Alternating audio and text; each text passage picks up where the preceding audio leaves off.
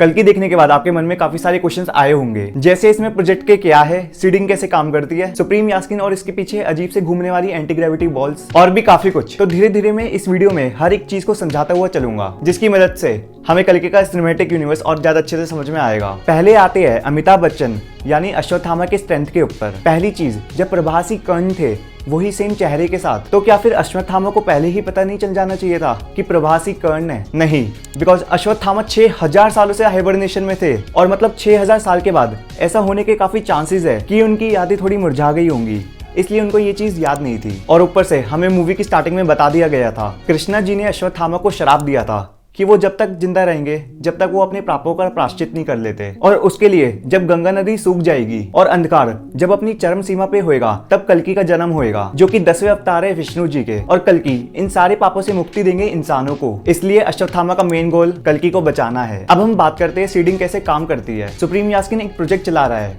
Project के, जिसकी हम बात करेंगे इसी वीडियो में अगले सेगमेंट में। बट इस सीडिंग को सक्सेसफुल करने के लिए इस लसन को फर्टाइल लड़कियां चाहिए, जो कि एटलीस्ट बच्चे को 150 दिन तक जिंदा रख सके। बट जैसा कि हमने इस मूवी में ऑलरेडी देखा कि मैक्सिमम इस टेस्ट में 98 डेज तक एक लड़की प्रेग्नेंट रह सकी है। बाकी सारी लड़कियां कुछ रीजंस की वजह से मर जाती है या बस बच्चे को हैंडल नहीं कर पाती। अब सवाल आता है, ऐसा क्यों?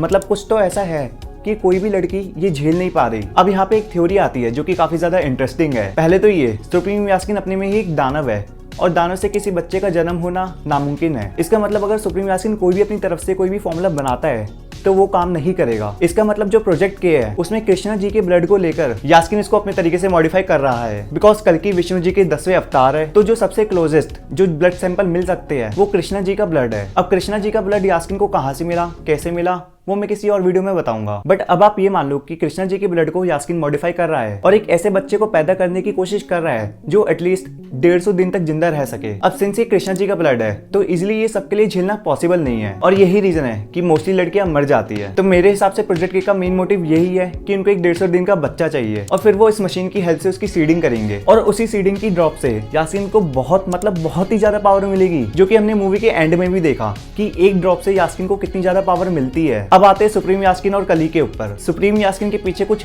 ट्यूब्स लगी होती है और वो ट्यूब्स कनेक्ट होती है साइड में दिख रहे लोगों से, जिसकी हेल्प से यास्किन प्रोबेबली जिंदा रह पाता है। अब बात यह है कि यास्किन के अंदर ये रेड ग्लो है क्या चीज, तो वहां पे आती है मेरी एक और थ्योरी।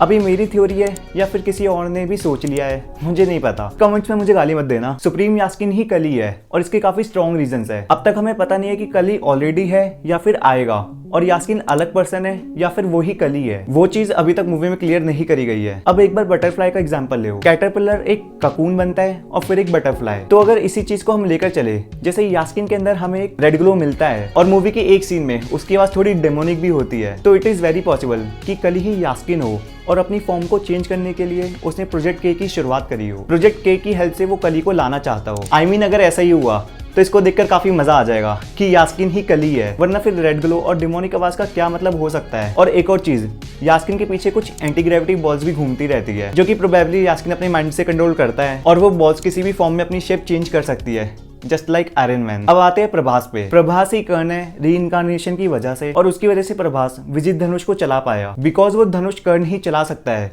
जो कि अश्वत्थामा ने मूवी में पहले ही क्लियर कर दिया था। और विजित धनुष एक तरीके से कर्ण यानी प्रभास से जुड़ा हुआ है। अगर वो रहेंगे तो धनुष चलेगा, बट अगर कर्ण नहीं रहेंगे तो फिर विजित धनुष एक डंडी के समान है। और एक और चीज, विजित धनुष ज्यादा पावरफुल है गांधीव से, जो कि अर्जुन का अस्त्र है। गांधीव अस्त्र को चलाने के लिए एक स्पेसिफिक फॉर्म में कुछ मंत्र बोलने पड़ते हैं, जिसकी नॉलेज काफी कम लोगों के पास ही थी, और इसलिए मूवी में गांधीव अस्त्र यास्किन के पास है और यास्किन गांधीव अस्त्र को फुल पोटेंशियल पर इस्तेमाल नहीं कर सकता, और विजय धनुष प्रभास के पास है, इसलिए इस धनुष को काफी चलाके से प्रभास को दिया गया। अब इसके बाद इस वीडियो को लाइक और चैनल को सब्सक्राइब करना मत भूलना। अब बाकी की थ्योरी कमेंट्स में डिस्कस करते हैं, इसलिए कमेंट करना मत भूलना। So this is Sayam and you are watching stack entertains.